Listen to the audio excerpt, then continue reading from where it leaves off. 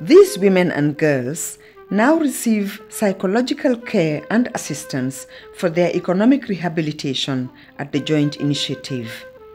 A good example can be cited here at Mbandaka in the Equator province, where the joint initiative has grouped women who became victims of rape and sexual violence into an agricultural cooperative managed by ASAD, an NGO, in collaboration with FAO, WFP, and UNFPA. There is also a similar cooperative in Mbandaka that specializes in fish salting. In Kisangani, Caritas operates actively within the joint initiative framework by providing support to the economic rehabilitation of dozens of women who are victims of rape. Everywhere, they are regaining confidence in themselves and recovering their status in the working society. Family reconciliation constitutes one of the greatest problems facing the joint initiative. Indeed, the sociocultural taboos and realities in DRC prescribe one rigid attitude for the man whose wife is raped, repudiating the woman as if she invited it, as if she caused herself to be raped. I was so angry that I drove my wife away from the house after she had been raped, but I have now brought her back with the help of the NGO camps. Even if the kiss from the husband, reconciled through the efforts of the joint initiative, does not seem to be very much appreciated by the woman, one can always say that is something. Indeed, some successes have been scored in the area of reconciliation. We are at Alungule, on the right bank of River Congo, not far from Kindu in the Manyema. This lady, assisted by ASEFA, an NGO, achieved her economic rehabilitation by selling second-hand clothes and appreciates the support provided by her husband after she was raped. To ensure a wholehearted reconciliation, the perpetrators of rape and sexual violence should be denounced, judged, and punished. Efforts should be made in breaking the deadly silence that greets sexual violence in DRC. Similarly, all acts of sexual violence and gender-based violence must be punished in order to heal up the wounds inflicted. It does not suffice to stop at a mere sensitization alone. We must go further by working at the judicial level, because those acts will continue to be perpetrated against people as long as the impunity is not curtailed.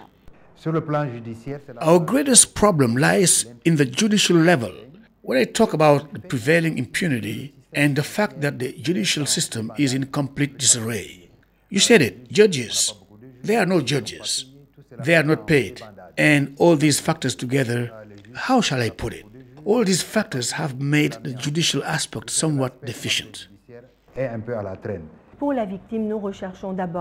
For the victim, we first of all seek the right, the victim's right, to be compensated. In other words, the possibility of having the rapist tried in court, so that the court brings to light what happened, establish the facts, find the rapist guilty, and ensure that the victim is adequately compensated. There are lawyers, but not judges. I myself am afraid. Some lawyers leave the scene. There are no results, and things remain like that. The basic problem is that certain magistrates transferred from Kinshasa to the interior of the country, especially in the case of Mbandaka, have not moved. They are still staying here, and the government should face up to its responsibilities by finding the means of getting them at their posts, because the legal system must work. The joint initiative has organized several training seminars for the country's police and servicemen in collaboration with the Congolese Ministries of Defense and the Interior. These workshops have been quite instrumental in reinforcing the role of the Congolese police and army in protecting civilians. Pour nous les militaires, c'est le ministre de la Défense qui a...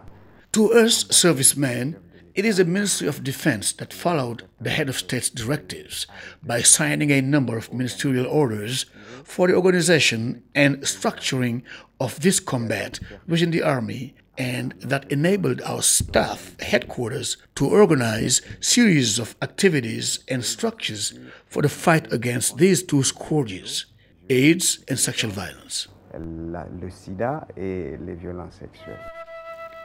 The famous line of the equator passes through this place, but the universal symbol of world geography has also witnessed the horror that was perpetrated in the night between 3rd and 4th July 2005. That night, the people of this small town of Bongonjo Wangata, located on the line where the equator passes, as well as the people of Mbandaka II and the leper house at Yunda, were the victims of a punitive incursion by the uniformed men.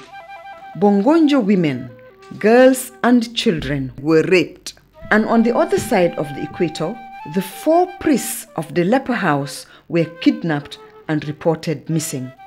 Nuns and girls in the boarding house were unscrupulously raped by the armed men, allegedly Mai. They took me with the other children who were there.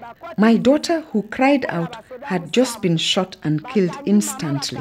As for me, I was raped together with all my daughters.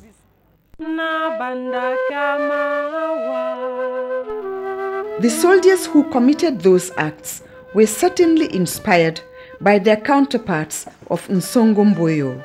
In fact, one night in December 2003, a battalion of soldiers, all members of the DRC armed forces, who were annoyed with one of their superiors who refused to pay their salaries, decided to mount a collective rape at Nsongomboyo, 600 kilometers from Bandaka, capital city of the Equator province.